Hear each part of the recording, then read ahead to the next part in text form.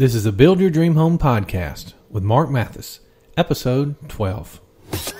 Always wanted to build your dream house, but not sure where to start? You're in the right place. Welcome to the Build Your Dream Home podcast, where experts in the industry share their knowledge and help you to be one step closer to building your dream home. And here's your host, Mark Mathis. Hey everybody, this is Mark Mathis with HousePlanGallery.com and the Build Your Dream Home podcast. I really appreciate you taking the time out of your very busy schedule, I'm sure, to listen to this episode. And in this episode, we're going to be talking about what are the differences between architects and building designers, specifically in regards to residential construction, so homes that people are going to live in. So again, before we get started, if you haven't already subscribed to the podcast, just go out to HousePlanGallery.com/subscribe, and on that page you'll be able to click a button and actually subscribe. So every new episode is delivered right to your computer or your desktop, your iPad, your iPhone, your Android device, whatever it might be. That way you'll be sure and never miss new episodes. So also, if you could add a review and a rating out there, a star rating, we'd really appreciate it. It helps people to be able to find us out in iTunes and helps more people to find out about the possibility of building their own dream house. So I really appreciate that very much. And before we get started, also, I want to give a shout out to someone who's done just that. They've gone out to iTunes and searched for Build Dream Home or House Plans or something like that, and actually left us a review, and this is a 5-star review. It says, "Sounds like a plan," and this is by Gene Keating. Thank you, Gene. And it says, "Mark's advice and guest advice are so practical and easy to understand. I never even thought that this was a possibility until listening. Now I feel like I'll really be able to make this happen." And we really appreciate that, Gene, so very much. If you will, send me an email if you're listening to this to mark@houseplangallery.com, and I've got a very special gift for you just for being featured on the podcast. So I hope you're having a great fall so far. We've been staying extremely busy down here. It's funny, usually towards the end of the year, building slows off a little bit because in the north part of the United States, people slow off on actually getting house plans because they're going to be too late in the season to actually start pouring the foundation and things like that. But we've been seeing a lot of activity, a lot of people buying house plans, and a lot of people asking questions about, modifying plans that we have already. So it's been keeping us very, very busy, and we've got several new house plans in the pipeline, hoping to get those out over the next few months. But there's a lot of stuff that goes into each new design that we come up with. Basically, we look at all our previous data and find out what sold well, what didn't. Look for customer comments and things that we've learned just in talking to our clients and prospects about, what they're looking for and what changes they'd like made in certain stock plans that we have. And then we have to actually hash out the actual floor plan, make the improvements, draw that out, work through any issues with that. Then we work on the exterior. We have to get renderings. We have to get high quality presentation drawings done. We have to put together the data. We have to then put it on our site and market it. So we have a lot of different designs in the pipeline, just haven't finished all those. So this week's episode I'm really excited about, and it's basically going into the topic that we've heard over and over, and that is, I'm building a house and I need some house plans. What's the difference between an architect and a building designer? And we're going to get into that right after this message from our sponsors.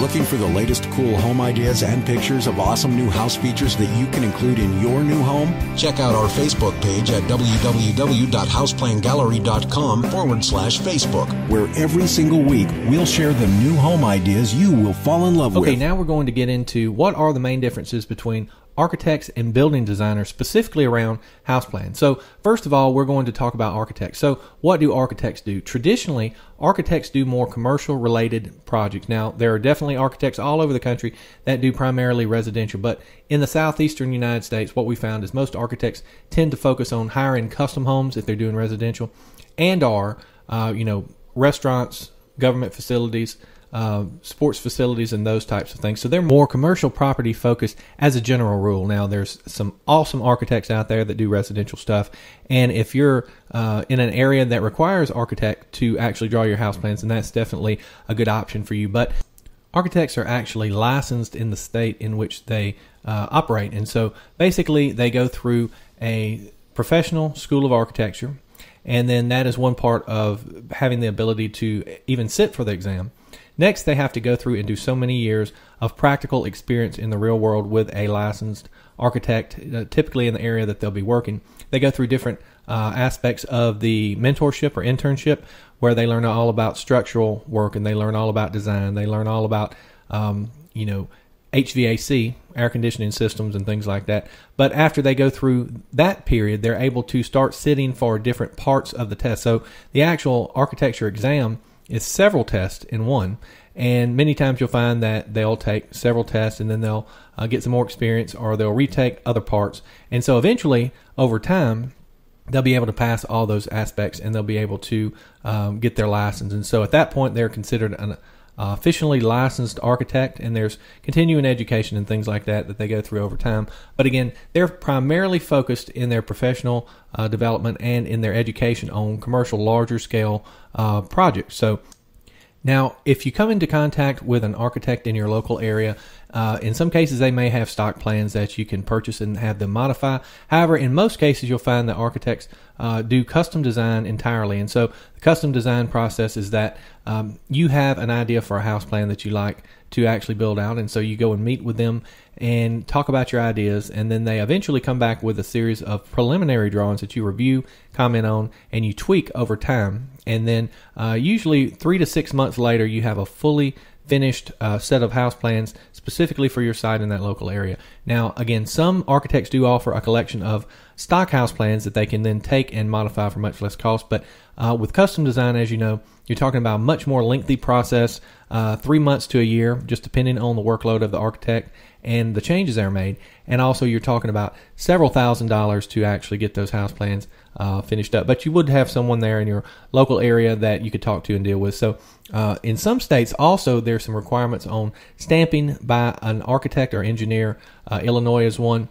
However, there are definitely ways around that where you can buy a stock plan from a designer not located in that area and then have it just stamped by a local architect or building designer or engineer there in that state. So next is building designers. Now, you may have never heard of this term, but there are people called building designers, and they are not architects, so they haven't been formally trained in architecture schools. Some have, but building designers are much more focused on residential construction, small offices, small commercial type facilities, and mainly residential. Almost everyone that you come in contact with are actually focused more on residential. Now, building designers are not licensed, they're actually certified. And so you'll find some people that are not building designers or architects and they draw house plans.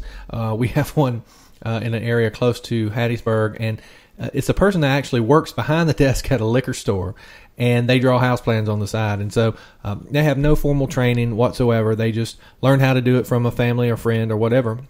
And you'll definitely want to stay completely clear of that. You don't want anything to do with that because they haven't had the proper training and background and testing to verify that they know the information that they're proclaiming to know. And definitely, you don't want to risk your life and your family's life in building a home that you don't know is 100% completely safe. So building designers, now notice I said certification and not licensing. So the certification process is actually handled through a group called the American Institute of Building Design, and they have a subgroup that's basically the National Council of Building Designers who administer the test. And so my dad, George Mathis, actually developed the very first iteration of the test that all other designers in the entire country, if they want to be a certified professional building designer, which is the highest level of certification that you can have in the building design world, that test was actually developed completely by my dad, George Mathis, and he was a professor of architectural technology at the University of Southern Mississippi for 35 years. He had a lot of experience in building homes and drawing residential homes, obviously, and so he was tapped with actually developing that first version of the test. And so it's been altered and modified over time to keep up with the modern trends and things like that. But definitely you want someone who is a certified professional building designer. My brother is that. He actually manages all the drawing and the technical aspects of the working drawings in our company, and so he's gone through extensive training to keep abreast of all the latest building design tips and techniques and all the latest building codes and things like that. So definitely you'll want to find a building designer that is a CPBD, Certified Professional Building Designer, and just ask them straightforward, are you a certified professional building designer?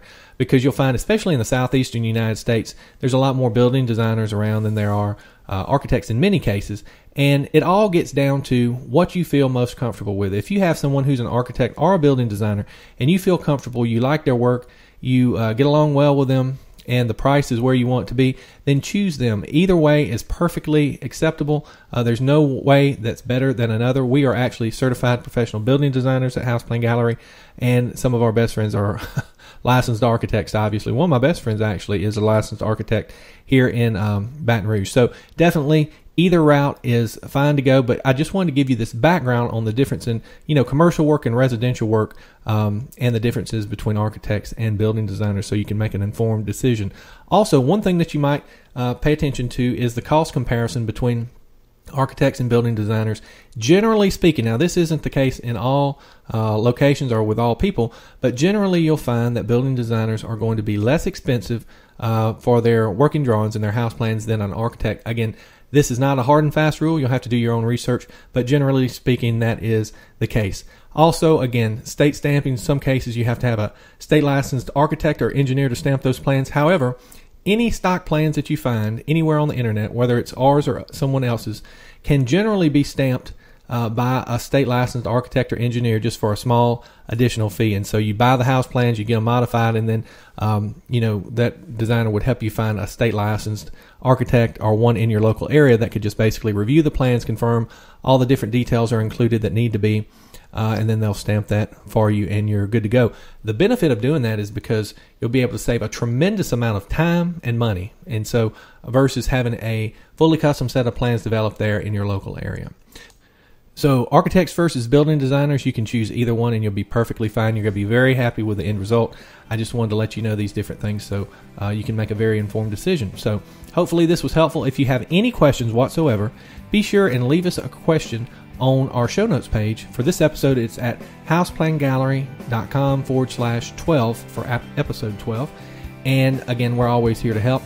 We appreciate you. We appreciate you listening to this podcast. And if you have any ideas for future episodes, be sure and email us at sales@HousePlanGallery.com. Okay?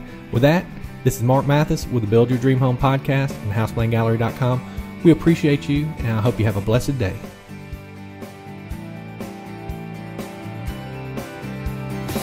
Are you excited about building your new dream home and want instant access to even more bonuses? Then just head over to www.houseplangallery.com/dream home to claim our new Dream Home Success Kit, which includes thousands of dollars worth of additional videos, training, tools, secret online resources, and much more. Again, that website is www.houseplangallery.com/dream home. It is completely free to join. So what are you waiting for?